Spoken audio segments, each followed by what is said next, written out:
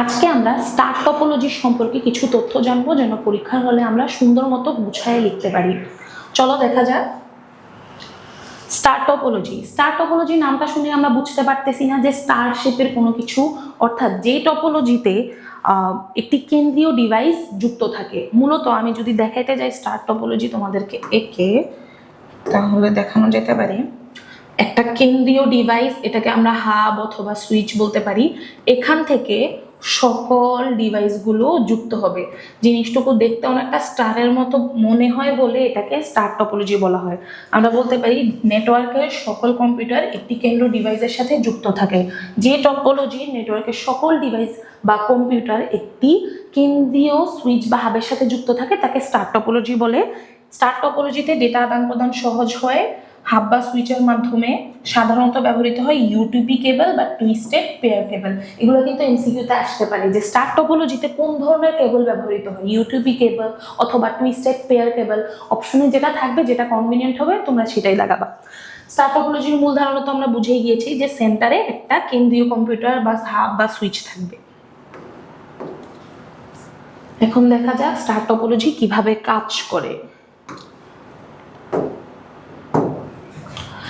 সকল কম্পিউটার কেন্দ্রীয় হাব বা সুইচের সাথে যুক্ত থাকে। যেমন এই চিত্রতে এটা হচ্ছে হাব।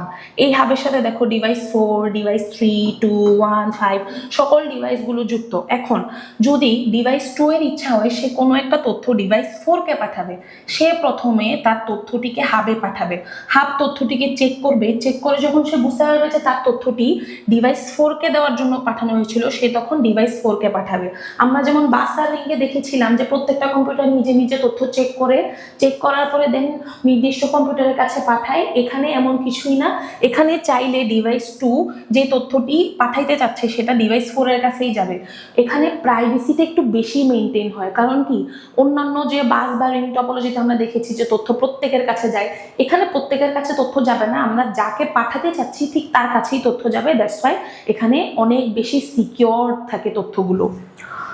ডেটা প্রথমে হাব বা সুইচে যায়, তারপর হাব বা সুইচ নির্দিষ্ট কম্পিউটারে পাঠায়, এটা তো আমি তোমাদেরকে বললামই। চলো এবার দেখা যাক স্টার টপোলজির কিছু সুবিধা সম্পর্কে। স্টার টপোলজির কিছু সুবিধা হলো ডেটা দ্রুত তো আদান প্রদান হয়।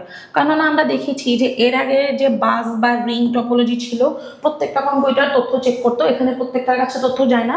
দ্যাটস ওয়াই দ্রুত ডেটা আদান প্রদান হয়। ডেটা সংঘর্ষের সম্ভাবনা কম। যত কম কম্পিউটারের কাছে তথ্য যাবে তত কম সংঘর্ষ হবে, তাই এখানে ডেটা সংঘর্ষ কম হয়। নেটওয়ার্ক বন্ধ না করেই নতুন নোড যুক্ত করা যায়। যেমন কি দেখো, এখানে একটা সেন্ট্রাল ডিভাইস থাকে। এই ডিভাইসের সাথেই আমরা পরবর্তী যে কম্পিউটার বা নোটগুলো যুক্ত করব। সো পরবর্তী একটা কম্পিউটার যুক্ত করার জন্য আমার অন্যান্য ডিভাইসকে বন্ধ করার কোনো প্রয়োজন নেই। ত্রুটি শনাক্ত করা অত্যন্ত সহজ, কারণ কি আমরা একটা কম্পিউটারকেই তথ্য পাঠাচ্ছি, তাই কোন জায়গায় ত্রুটি হচ্ছে সেটা বের করা অনেক দ্রুত সম্ভব। একটি নোড নষ্ট হলেও পুরো নেটওয়ার্ক অচল হয় না। যেহেতু এটা একটা সেন্ট্রাল ডিভাইসের সাথে যুক্ত থাকে, তাই একটা কম্পিউটার বা একটা নোড নষ্ট হলেও বাকি কম্পিউটার বা বাকি নোডের উপরে কোনো প্রভাব পড়ে না। কম্পিউটার সংখ্যা বাড়লেও গতি স্বাভাবিক থাকে। কারণ কি, এখানে আমরা 1 to 1 তথ্য পাঠাচ্ছি, একটা কম্পিউটারকেই তথ্য পাঠাচ্ছি হাব বা সুইচের মাধ্যমে। এখন স্টার টপোলজির কিছু অসুবিধা সম্পর্কে জানা যাক। আর তুলনামূলক বাস, রিং এবং স্টার টপোলজির মধ্যে স্টার টপোলজিটা অনেক বেশি সুবিধাজনক, অনেক বেশি কনভিনিয়েন্ট। তাই পরীক্ষার হলে যদি তোমাদেরকে জানতে চাই কোন টপোলজি সুবিধাজনক, তখন স্টার টপোলজি দাগাতে পারো। আমরা স্টার টপোলজির কিছু অসুবিধা সম্পর্কে জানি। হাব বা সুইচ নষ্ট হলে পুরা নেটওয়ার্ক নষ্ট হয়ে যায়। যেহেতু এখানে সেন্ট্রাল ডিভাইসটাই হাব সুইচ, এর মাধ্যমেই সকলের কাছে তথ্য যায়, তো তাই এখানে যদি এই কেন্দ্রীয় ডিভাইস নষ্ট হয়ে যায় তখন পুরো নেটওয়ার্ক অচল হয়ে যাবে। প্রতিটি নোডের জন্য পৃথক পৃথক কেবল প্রয়োজন হয়। আমরা এর আগে দেখেছি বাসে একটা লাইন থাকে, রিংয়ে একটা, রিংয়ের মতোই একটা তার থাকে, কিন্তু স্টার টপোলজিতে প্রত্যেকটা নোডের জন্য আমার ডিফারেন্ট কেবল লাগে, ডিফারেন্ট জায়গা লাগবে। দ্যাটস ওয়াই এখানে খরচটা বেশি।